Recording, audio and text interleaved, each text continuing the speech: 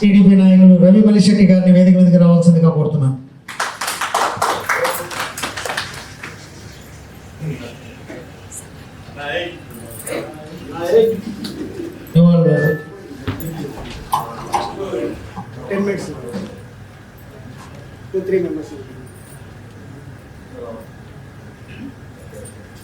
ముందుగా ఈ అవకాశం ఇచ్చిన మోహన్ అన్న గారికి ధన్యవాదాలు తెలియజేసుకుంటున్నాను.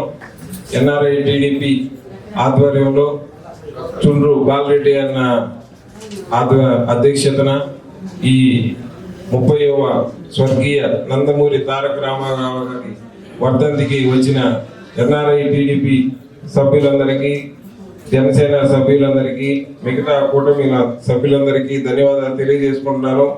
ఇంకా ఎన్టీఆర్ మీద అభిమానంతో కొంతమంది వైసీపీ వాళ్ళు కూడా కూర్చున్నారు, వాళ్ళకి కూడా ధన్యవాదాలు తెలియజేసుకుంటున్నాను.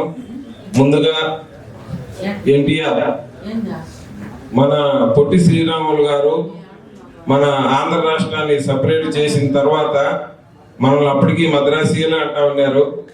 1983లో తెలుగుదేశం పార్టీ పెట్టి 9 నెలల్లోనే అధికారంలోకి వచ్చి పార్లమెంట్లో ప్రాంతీయ పార్టీగా ప్రతిపక్ష హోదా తీసుకున్న పార్టీ మన తెలుగుదేశం పార్టీ.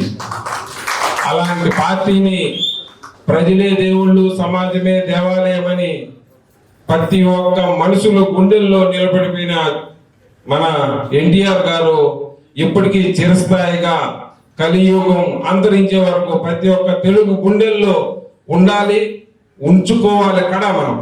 ఎందుకంటే అలాంటి మనిషి ఇంకెప్పుడు రాబోడు. ఆ సినిమాలు కానీ ఆ ప్రజల మీద తపన కానీ ఎవరికి రాదు. దాని తర్వాత ఇప్పుడు ఉండేది మన చంద్రబాబు నాయుడు గారు.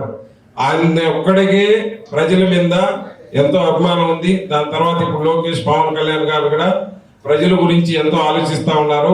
మన కూటమి ఈ 15 ఏళ్ళు కాదు, 5 ఏళ్ళు కాదు, ఎన్నేళ్ళైనా మన కూటమి అధికారంలో ఉండాలని నేను కోరుకుంటున్నాను.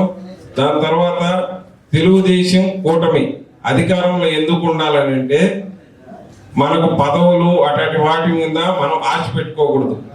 ప్రజలకు ఈ కూటమి ఉన్న రోజులు ప్రతి ఒక్క ఫలం అందుతూనే ఉంటుంది. ఇంకొక విషయం చెప్పాలంటే గల్ఫ్ కౌన్సిల్ సభ్యులు మా పెద్దలు వెంకట్ కోడూరు అన్నగారు ధన్యవాదాలు తెలియజేసుకుంటున్నాను. బాలరెడ్డి అన్న గారు మొన్న వెంకటన్న బాలరెడ్డి అన్న గారు ఒక మనిషికి సహాయం చేశారు. కార్యకర్తలకు ఆపదలు ఉంటే సహాయం చేసేది మిమ్మల్ని హ్యాట్సాప్ చెప్తున్నానన్నా, చాలా హ్యాట్సాప్. అది ఇలాంటి చాలా మీరు చెయ్యాలి మేము కోరుకుంటున్నాము.